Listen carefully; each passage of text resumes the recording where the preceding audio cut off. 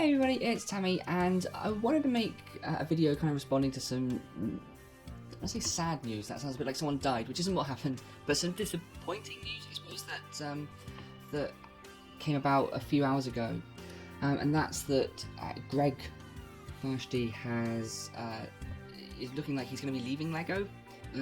Not necessarily by choice. I think it sounds like LEGO are looking to lay him off. That's exactly his words, actually. I don't know if that's a tweet or what, but yes, he's been at the company for 22 years, and this has massive implications for the Bionicle fandom because he was the link between the fans and, I guess, LEGO, and made the Canon contests canon. He was the link that made it official, and if and when he leaves, there'll almost certainly be nobody else that will be prepared to interact with the fan base in the same way, and so we basically won't be able to have Canon contests anymore, making the Tower Hugger the last thing possibly to ever be canonised in G1. Well, the Yesterday Quest Toa's weapons being the last thing I suppose to be canonised. But I have thoughts on this, and I wasn't sure whether to do this as like a live stream or what, but I think everyone in America is going to bed, so I'm going to do it like this. Firstly, to be clear, like, obviously the main thing here is that Greg is okay and he's able to find a source of living and everything, a bit like that. Like, the things I'm going to talk about are not the most important things, but they're also the things I'm most passionate about, and things like Greg's ongoing employment prospects, we have no input or control over that, so I can't talk about that. But yeah, I think this makes me sad. There's some slightly odd takes in the TTV forums as well, of people not quite understanding why this is significant. Oh, and a lot of films and stuff. So I've had a few hours to process this. To begin with, I was a bit angry or a bit annoyed. Not at Greg, to be clear. I always knew this was gonna happen. Like, this was always gonna be on the cards. Greg was gonna leave LEGO at some point. Something was gonna happen to Greg that would make him unable to interact with the community ongoing. He could be injured, he could just retire, he could be sort of sacked, but laid off. And it always made me cognizant that we should not be, particularly multi-playing contest starter, we shouldn't be wasting our time spending months arguing over what exactly is a Metru build, the exact direction of the barbs of Juliet's sword, and a million other things that we just got really bogged down in. And most of all, actually, it made me slightly annoyed that this contest, the 2-Yet contest, which was the most upcoming one, which won't be happening now, it would seem, was dragged out by other fan sites not unreasonably wanting input on the contests, but the fact that it seemed to put everything on hold over ultimately, I think, relatively minor things at the end of the day. It frustrates me on a number of levels. I wanted to talk about the contest for a while, but I held my tongue because I was hoping for the best to come out of the conversations between TTV and Mask of Destiny. It's mainly Mask of Destiny who kind of oversee now Biomedia Project, Myths and Legends, Lightstone Games. Because I think they're still separate from Biosector at one. I think they oversee the Great Archives, which is an up and coming Barnacle wiki, which I quite like the look of, actually. I like some design decisions it's made. But it's been frustrating as someone who knew that our time was limited to see us fettling away on things that weren't ultimately going to make a meaningful difference. I didn't think. Particularly when I think a lot of these things might have been motivated by people who didn't even want the contest to happen. And that's another thing. I'm seeing a lot of people kind of taking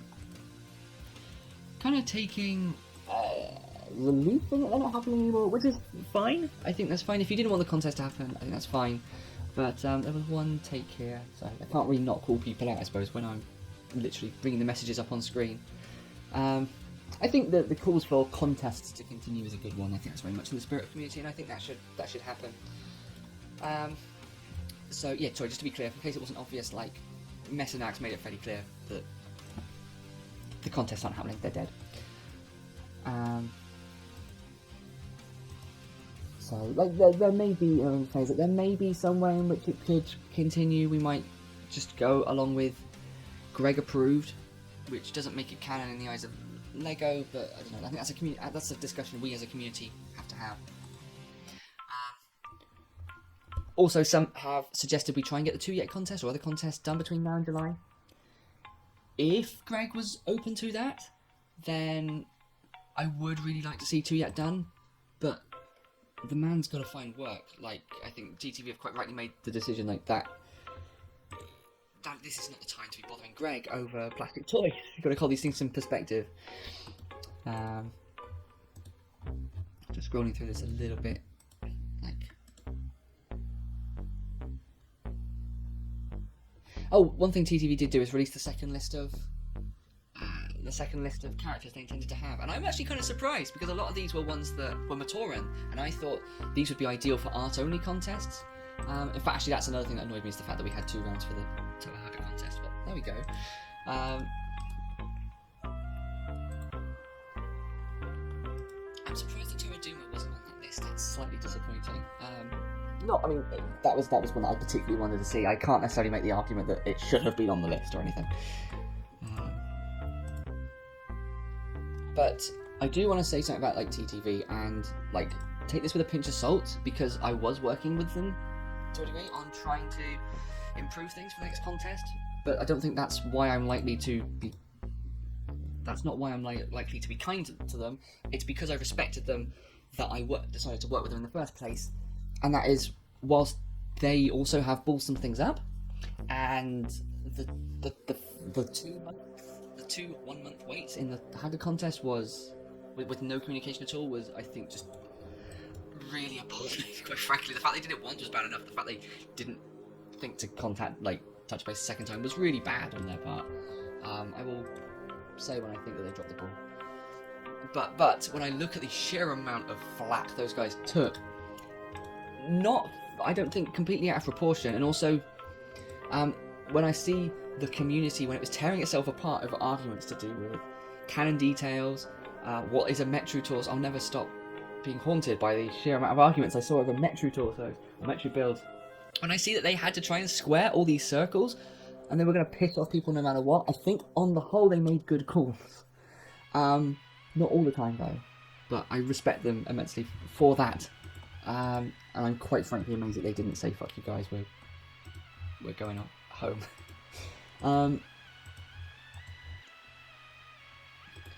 And yes, people getting a bit confused. I think people are like, oh well, Greg doesn't have to work for LEGO to decide how a character looks, and that's true. I actually made a video about a year ago. I didn't publish it. I might actually do that now because it was a work in development. I wasn't quite happy how it went, talking about the nature of canon and why we should appreciate Greg. So, like, you think I'm bullshitting now? Like, I made a video a year ago about this. I just didn't put it up. Sounds like a good save by me. I might put it up now anyway. It's half finished, but and we could try and make some stuff in the semi-tier bracket. Whether at that point it's worth the effort, and whether we should just do community mock kind of the contests. But I've seen a lot of people talk about how say that we were kind of. I think one phrase that was on here, which I love the phrase. I don't agree with it, but it was like putting nail varnish on a corpse, which I can relate to as someone who feels dead most of the time and wears nail varnish. Like people who acted like we were stripping away the creativity by having these canon contests, and I always thought that was just a horseshit take, because firstly, it's not like we're adding story material. We are giving appearances, illustrations to characters that already exist, and it's just not on the same scale as. It's not like we're trying to revive the franchise. Like, the franchise has its fan base, us, you and me, existing already. What this was, desperately trying to resuscitate the franchise so much as it was a really nice treat, and I think there was something really cool to be had for us being able to come together and agree on, more or less, a kind of, or have a shared vision of Hellrix. I'm really glad we got Hellrix, and I'm really glad we got Artaka. That's a great model by Connor Hoffman, and I'm also really glad we got the rest of the Haga done, like just in the nick of time for how long it took. Yeah, I'm really glad that we've got that team. My green painted parts. Oh, hang on. These are some of my work in progress Bomonga parts. I'm having some issues with making the paint really work or apply, but my point is, it brought life to the community, I thought, and you know, what can I say? Like, it was the Hellrix mock, as dodgy as that build is. My first ever video on this channel. This whole channel exists really because I wanted to make one for ages, and the canon contest just seemed like a really good opportunity to get re-engaged there. and it was lovely. It was like a live link to the franchise, and like I'm absolutely one for not having sacred cows and not clinging to the past for no reason. But I really like this, and for those who know me, know I'm quite anti-corporate, anti-capitalist, anti-authoritarian. Like, there is an irony to me. There's an irony to me being like, well, if Lego's not involved anymore, it's not canon, because after all, canon is a social construct. But I think it's more like when Greg's not working for Lego, we kind of lose any kind of firm definition in this particular instance of what we could consider canon to be. Because the IP is owned, in case it's not obvious, the IP, Bionicle IP is owned by Lego. Greg was a staff member working at Lego. They authorised him to interact with us and canonise things. That's how the canon context. Greg can't really do it on his own because Lego's IP and he doesn't have the authorisation to. And Lego probably aren't going to have anyone on their staff who's willing to step up to the plate in the same way. And that may be for the best, because I think Greg was probably the best person positioned for it. But I wanted to push back a little bit more on this idea that we were like removing the creativity, because I just always thought that was such a warped perspective.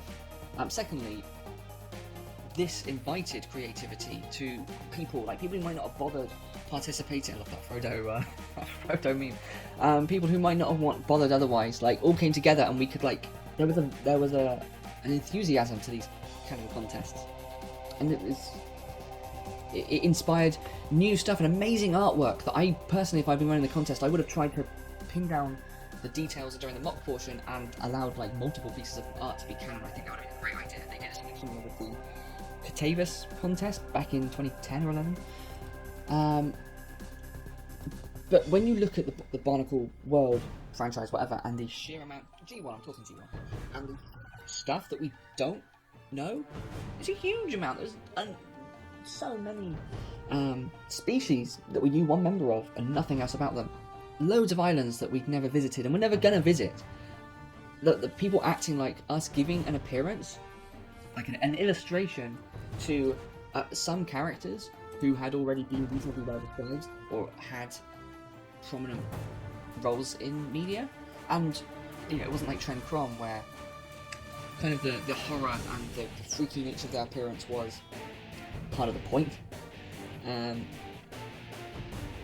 just think it's kind of a bit selfish, honestly. I feel it's selfish when there's so much that's unknown, to try and kind of resist or talk down people who want to add just a small amount to it, and not even story material that substantially changes the world. There was nothing about Helrich says that was going to change the world, the Bionicle world in any way. And to try, if you don't think the contests are a good idea, that's fine, but to act like that they were taking away from the creativity of others, I think is just arse over tit logic, quite frankly, and just a complete lack of perspective. There were always going to be nearly hello, sweetie. There's my little cat. Oh, I'm gonna have silent button down. There were always going to be all the Toa Mangai that we don't know the appearances of, and people can mock those. Toa Duma. Just so many characters that will never get canonized. We were never going to get canonized, and of course, infinite number of original characters. But yeah, I really enjoyed there being the canon contests. I really enjoyed that we could finally envisage scenes from parts of the story with kind of a shared idea of what those characters look like. Yeah. So I might elaborate more on these thoughts in coming days. I might make specific vlog videos. I don't know if people would like me to do that. I'm hoping to do a live stream sometime soon, building the Toa underwater attack. I think that's the name of the set. It's like a mini set. It's got some exclusive effects, and that's cool. And I considered even doing that today and talking about this at the same time. But those are my initial thoughts on things. If there's things you'd like me to expand on, or you don't quite agree, or I might have gotten a bit confused, feel free to let me know down in the comments. It would be really cool to talk about it and elaborate on it a bit. But those are my very initial thoughts. But, as always, it's important to keep all of these in perspective with the world, especially at the moment. Yeah, it's a shame, but it's not the end of the world.